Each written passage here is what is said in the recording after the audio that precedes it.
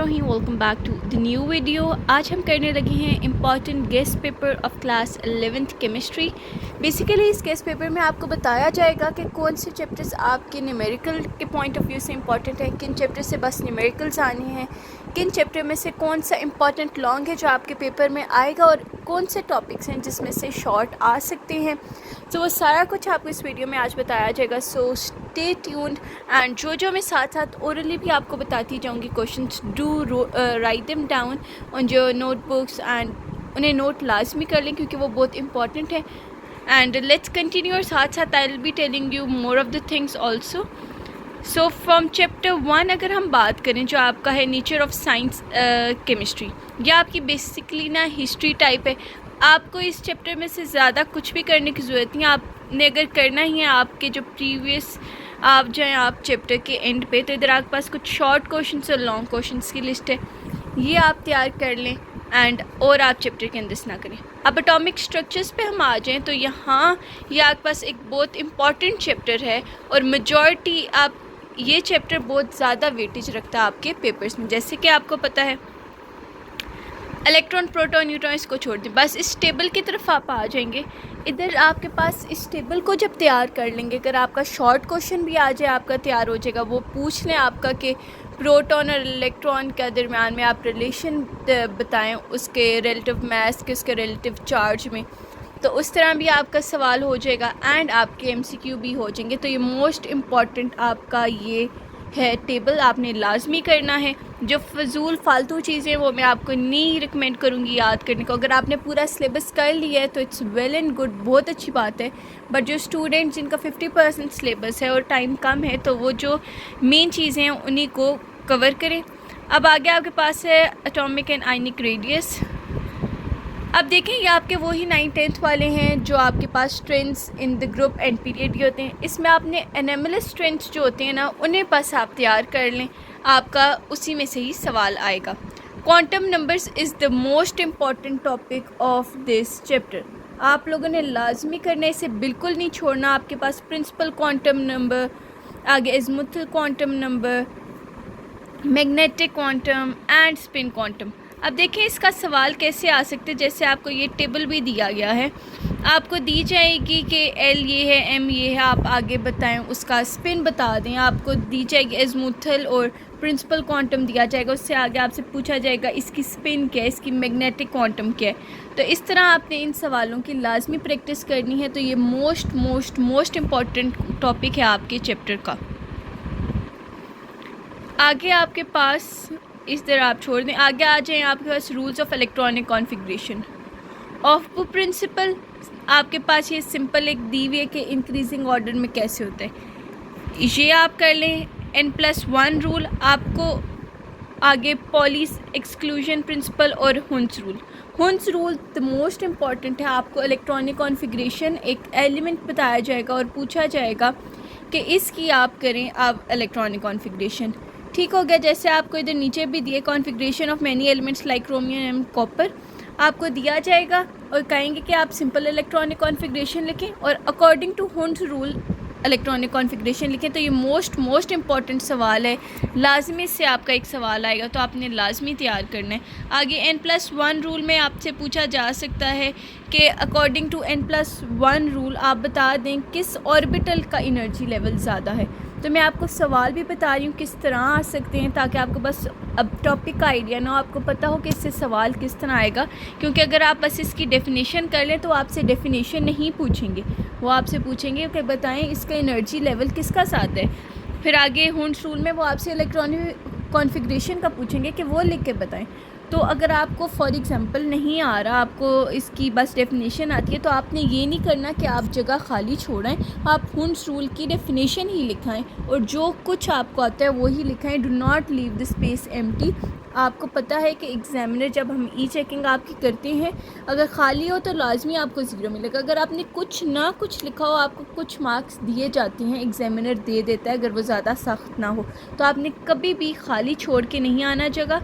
आपको कुछ भी उस टॉपिक के रेलेवेंट आता है, डू राइट इट डाउन। आगे आपके पास ये नहीं इम्पोर्टेंट, आगे शेप्स ऑफ ऑर्बिटल ये भी इतना ख़ास नहीं है, आप बस ये चीज़ तैयार कर लें इसकी। आगे फ्री रेडिकल्स का आपको पता होना चाहिए डेफिनेशन और उसकी example would be enough ionisation energy, वैसे ही एटॉमिक साइज, शील्डिंग इफेक्ट, यही आपके trends in along the group and in the period आपने कहा अनोमलस ट्रेंड्स जो होते हैं वो आप कर लें।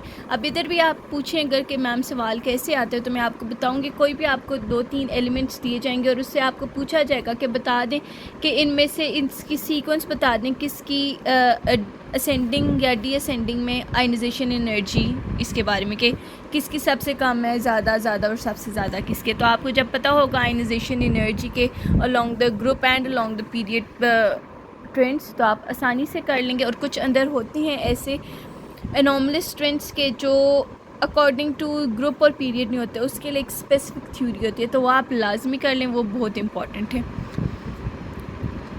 तो ये आगे आयनाइजेशन एनर्जी चल रहा है। The most important another topic is mass spectrometry. It's very very important, आपने इसे बिल्कुल नहीं छोड़ना। For your long it's very important है। आपको इससे शॉर्ट भी आ सकते हैं और कैसे आ सकते हैं देखिए, आपके पास पहले प्रिंसिपल आ गए, वर्किंग आ गया, फिर उसकी एप्लीकेशन आ गई है।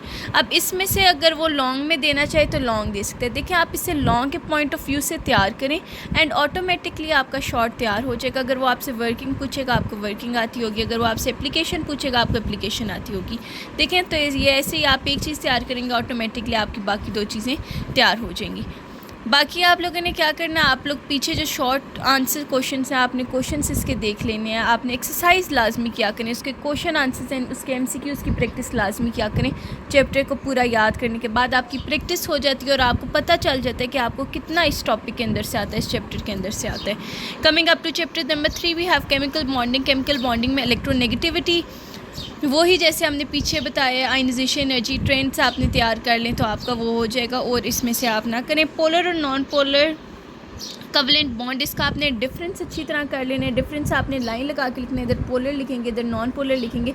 3 points would be more than enough. I hope आपके पास होंगे। अगर मैं आपको जो साथ साथ बता रही हूँ क्वेश्चंस भी कि इस तरह क्वेश्चन आ सकते हैं। इफ़ यू वांट कि मैं आपको लिस्ट बना के उन क्वेश्चंस की दूँ कि आप वही क्वेश्चंस तैयार कर लें, मुझे लाजमी कमेंट सेक्शन में बताइएगा, मैं आपको उसी तरह ही लिस्ट प्रोवाइड कर दूँगी। तो इस तरह आपके लिए ज़्यादा आसान हो जाएगा। बट आपने मुझे बताना है कि आपको चाहिए या नहीं।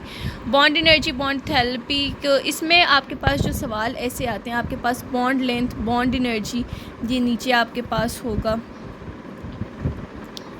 ठीक हो गया, बॉन्ड एनर्जी ऊपर है। तो इससे आपसे पूछा जा सकता है कि जैसे आप ये टेबल्स से अंडरस्टैंडिंग अपनी क्लियर कर लें कि किसकी बॉन्ड एनर्जी ज़्यादा है, बॉन्ड लेंथ ज़्यादा है, इलेक्ट्रोनेगेटिविटी का difference between both the atoms, कि कौन से फैक्टर्स हैं कि बॉन्ड लेंथ ज़्यादा होती है कम होती है, बॉन्ड एनर्जी का क्या इफेक्ट होता है, इलेक्ट्रोनेगेटिविटी का उस पर क्या इफेक्ट है। तो ये जो मैंने आपको 3 पॉइंट्स बताए ना, आपने लाजमी इस तरह प्रैक्टिस कर लेनी है। शेप्स ऑफ मॉलिक्यूल्स में अब इस चैप्टर में से मोस्ट इम्पॉर्टेंट आपके पास है विस्पर, हाइब्रिडाइजेशन और MOT। अब मैं आपको बताऊंगी MOT में से आपने कौन से करने हैं, हाइब्रिडाइजेशन में आपने कौन सी करनी है और विस्पर में आपने कौन सी चीज़ें करनी हैं। आप लोगों ने अब विस्पर में आपके पास जो मेन चीज़ है, आप ये फर्स्ट ऑफ ऑल आप कर लेंगे बच्चों विस्पर में। विस्पर की आपने ये जो समरी नज़र आ रही है ना, अगर आपको स्कूल में कॉलेज में नोट्स बनवाए गए हैं तो वो तो वेल एंड गुड है। अगर नहीं बनवाए गए, आपने बुक से ही करना है। तो आप लोगों ने जो पीछे आपके पास दिए हुए हैं इधर देख लें, 4 bonding pairs, 2 bonding pair, 1 lone pair. तो आपको एग्जांपल भी दी है, उसकी SO2 है। तो देखें ये उसकी पूरी एक समरी है। आप अगर इससे अच्छी तरह तैयार कर लेना तो आपका अच्छी तरह हो जाएगा। और 1 मोर थिंग, अब सवाल इसमें कैसे आएगा विस्पर का, आपको ये नज़र आ रही है एग्जांपल। अब वो इनमें से आपको एग्जांपल दी जाएगी, आपसे पूछ लिया जाएगा कि इसकी अरेंजमेंट ऑफ एटम्स किस तरह है, उसका एंगल क्या बन रहा था, जैसे ये एंगल का पूछ लेंगे, उसकी ज्योमेट्री क्या थी, ठीक हो गया। तो वो आपसे पूछ लेंगे कि ये मॉलिक्यूल्स जो हैं, ये जो आपको एग्जांपल दिए हैं, इनकी अरेंजमेंट क्या है, इनके स्ट्रक्चर्स कौन सा बना रहे हैं, उसकी ज्योमेट्रिकल शेप क्या है।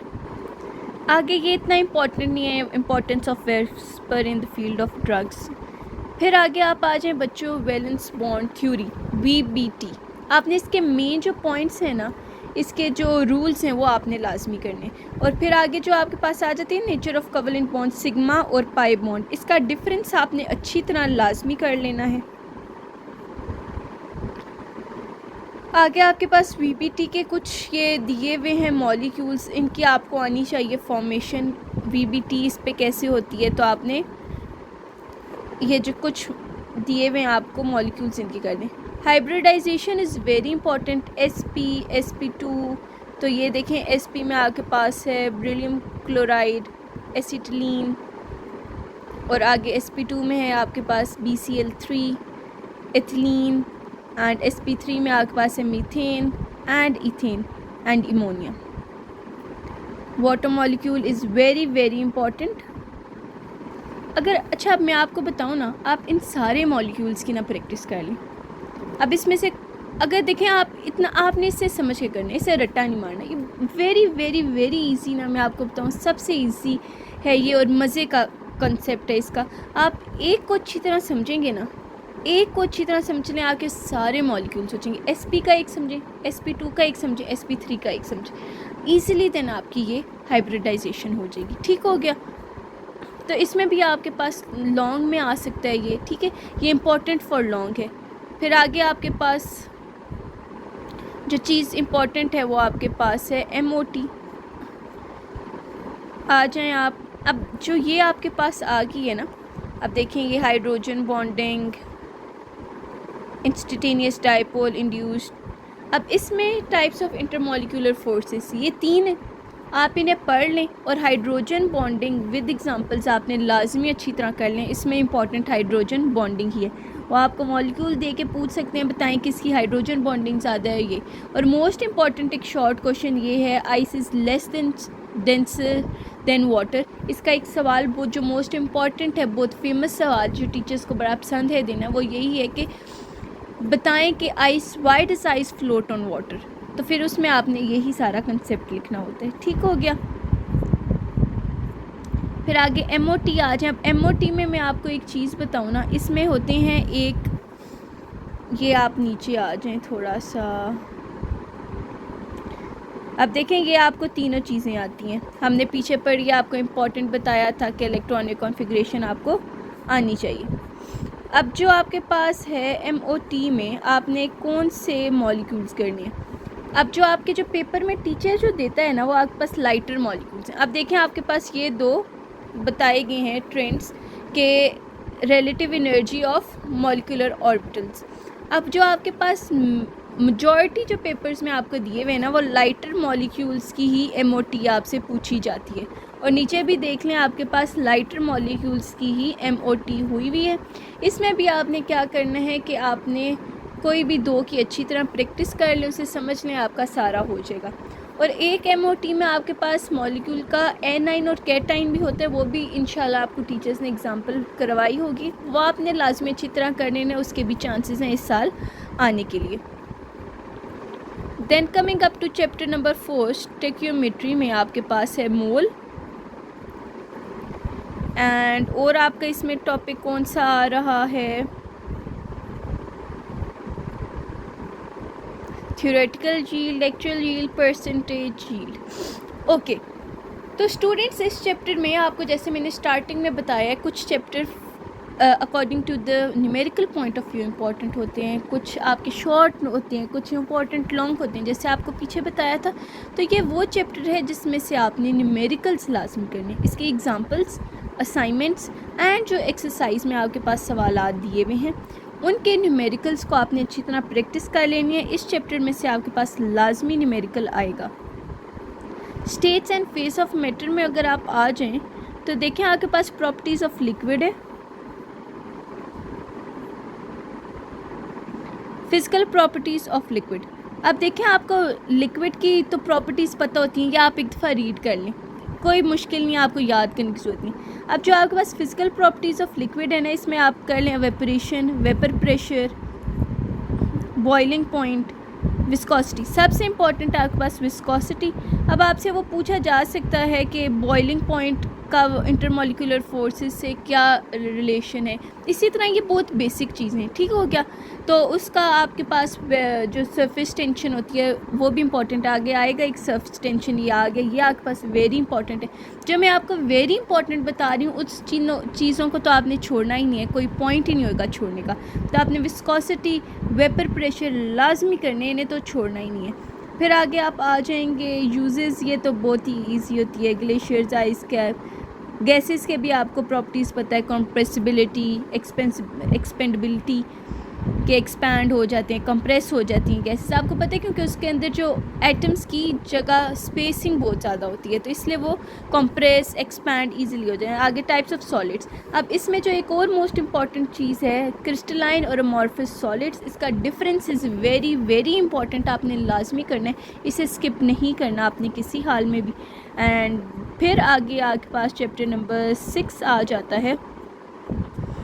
चलें अब आपको चैप्टर नंबर 6 इंशाल्लाह मैं नेक्स्ट वीडियो में कराती हूँ। If you want the list of the questions do let me know in the comment section, I will be providing you with all the list.